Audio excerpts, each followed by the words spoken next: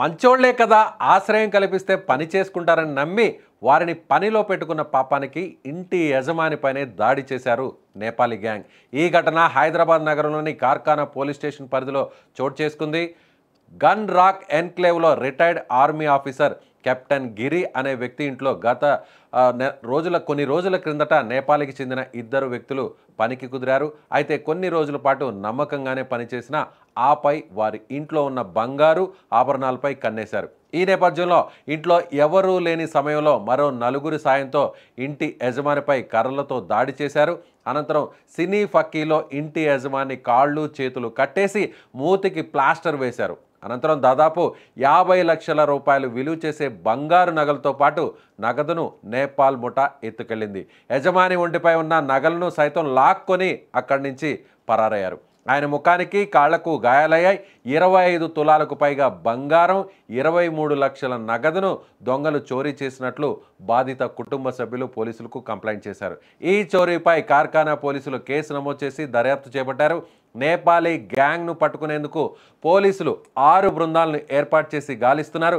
గత 2 సంవత్సరాలుగా గిరి ఇంట్లో పనిచేస్తున్న ఇద్దరు నేపాలీ దంపతులు పక్కా ప్రణాళిక ప్రకారం దొంగతనం చేసినట్లు పోలీసులు తెలిపారు.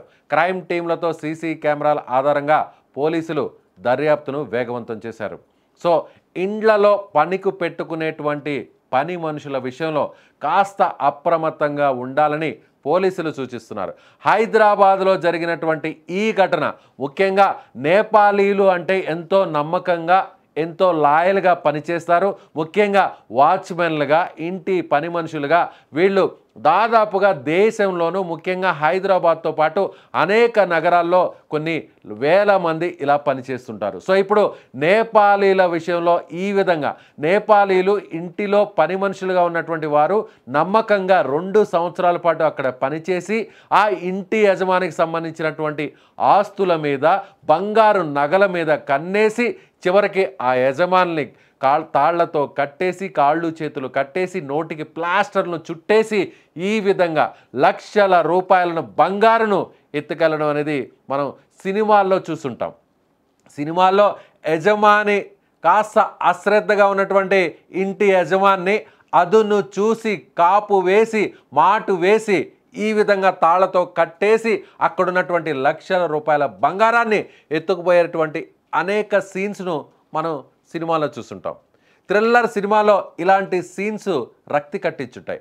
సరిగ్గా ఇదే విధంగా హైదరాబాద్ నగరంలోని కార్ఖానా పోలీస్ స్టేషన్ పరిధిలో జరిగినటువంటి ఈ ఇన్సిడెంట్ ఇప్పుడు చాలామందిని బెంబేలెత్తిస్తుంది, చాలామందిని భయపడుతుంది. ఒంటరిగా ఉన్నటువంటి ఇంటి యజమానులందరూ కూడా అప్రమత్తంగా ఉండాల్సినటువంటి ఆవశ్యకత ఇలాంటి ఇన్సిడెంట్ జరిగినప్పుడు, ఇలాంటి సంఘటనలు జరిగినప్పుడు, ఇలాంటి చోరీలు జరిగినప్పుడు అందరూ కూడా ఆలోచించాల్సినటువంటి పరిస్థితులు ఏర్పడుతున్నాయి. సో నిజంగా అప్పటి వరకు నమ్మకంగా ఉండి, అప్పటి వరకు వినయ విధేయతలను ప్రదర్శించి, అప్పటి వరకు వీళ్ళుంటే చాలు మన సొంత కుటుంబ సభ్యులతో సమానం అంతలా మనల్ని చూసుకుంటున్నారు, అంతలా ఇంటిని కనిపెట్టుకొని కాపాడుతున్నారు, అంతలా తమకు సేవలు చేస్తున్నారు అంటూ నమ్మినటువంటి ఆ ఇంటి యజమానికే టోకరా వేసింది ఈ నేపాలీ టీం. వాళ్ళతో పాటు ఆ ఇద్దరు దంపతులతో పాటు మరికొంతమంది సహాయం తీసుకున్నారు.